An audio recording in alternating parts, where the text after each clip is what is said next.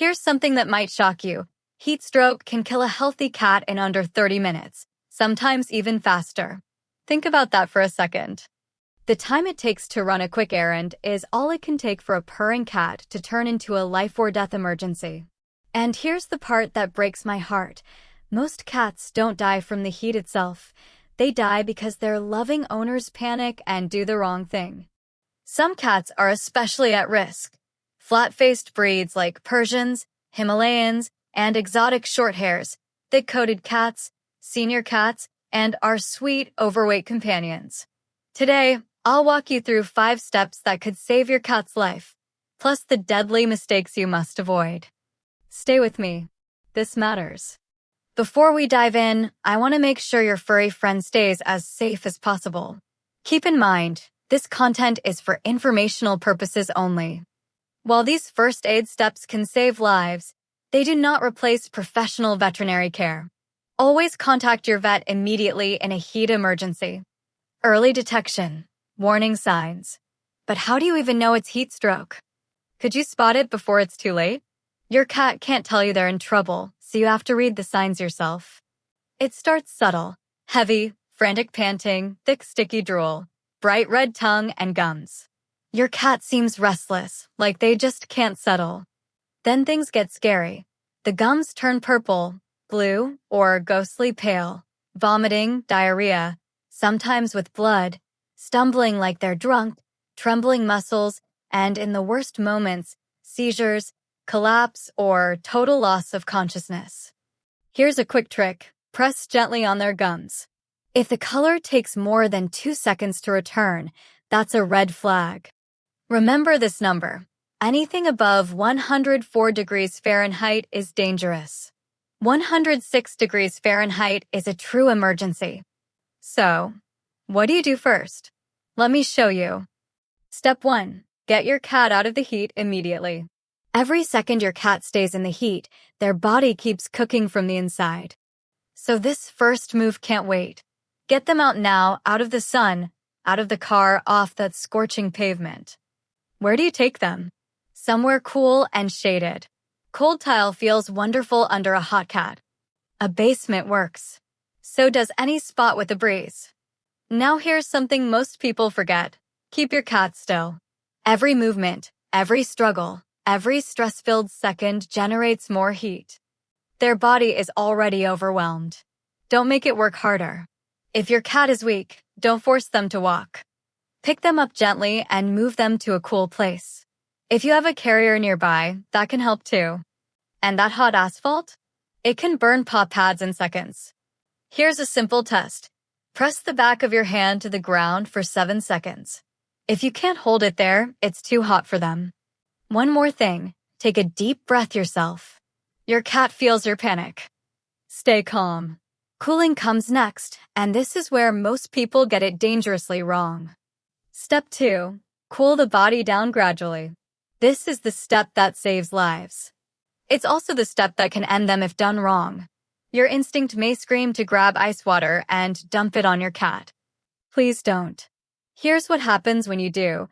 The blood vessels near the skin slam shut. Think of it like closing the windows on a burning house. The heat gets trapped inside, right where it does the most damage. Worse, that shock can send your cat's circulation spiraling. So what works? Cool water. Not freezing, just pleasantly cool, like a comfortable bath. Focus on the spots where blood runs close to the surface. The belly, the inner thighs, the paws, the neck. The best method? Soak a towel in cool water and gently wipe these areas. Re-wet it often. And whatever you do, never wrap your cat up in wet towels. Their body needs to breathe the heat out. Wrap them tight and you trap the very heat you're trying to release. Here's something powerful. Veterinary experts say evaporation is the body's best cooling tool. Wet skin plus moving air pulls heat away fast. It's the same reason sweat cools us, the very thing cats can barely do. One more pro tip. If you have a thermometer, check their temperature.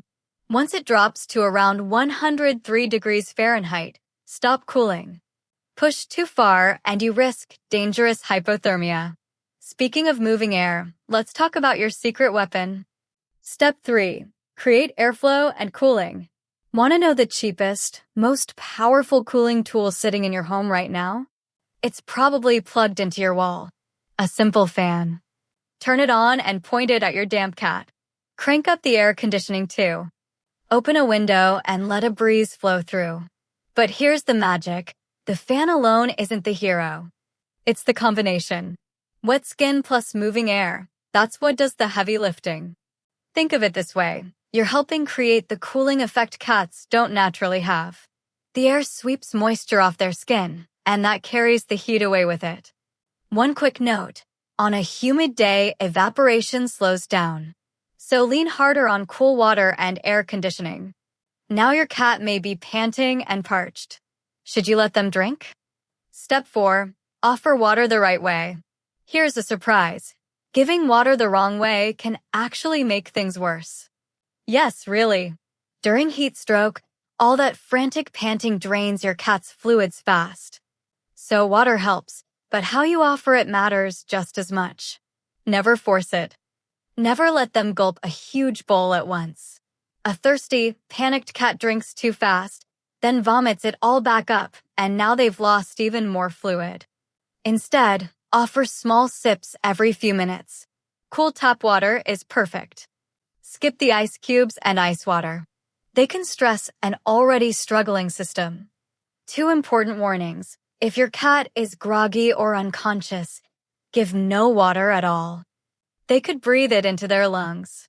And please never reach for human fever pills. Ingredients in things like ibuprofen are toxic to cats. But here's what scares vets the most. Step 5. Get to the vet immediately. Here's the trap that fools so many loving owners. Your cat perks up. They look fine. So you breathe a sigh of relief and stay home. Please don't make that mistake. Heat stroke has a cruel second act. Even when your cat seems stable on the outside, the damage inside may already be done. The liver, kidneys, brain, gut, all of them can be quietly failing. Clotting disorders, kidney failure, brain swelling. These can strike 12, even 48 hours after the event. So no matter how good your cat looks, go to the vet every single time. Call ahead so they're ready when you arrive. Keep cooling your cat during the drive with the air conditioning blasting. Why blood work even when they seem okay? Because numbers reveal what your eyes simply cannot. Prevention. How to keep this from ever happening again. What if I told you almost every case I see could have been prevented? It's true, and it starts with you. Rule number 1. Never leave your cat in a parked car, not even with the windows cracked. On a warm day, that car becomes an oven in just minutes. Keep your cat indoors during the hottest part of the day. If they go outside at all, stick to the cool of early morning or late evening. Always provide shade and fresh water. Remember the 7-second pavement test before any outdoor exposure. Consider a cooling mat or a cool resting area for the hottest days. And watch your flat-faced cats, seniors, and overweight cats extra closely. If your cat slows down or seems uncomfortable, cut activity short. Trust them. Let's bring it home. Heat stroke is as dangerous as severe poisoning. Those first few minutes decide everything. So remember the heart of it all. Cool gradually, never with ice, and get to your vet every single time. One last thing, and it's important, keep a close eye on your cat afterward. Watch how they respond. If you notice anything off, even something small, stop and call your vet right away. Now, what happens if your cat snaps at a buzzing bee or wasp? The answer might surprise you. I'll show you exactly what to do next. If this helped you today, subscribe and tap that bell. Thanks for watching, friends. See you next time.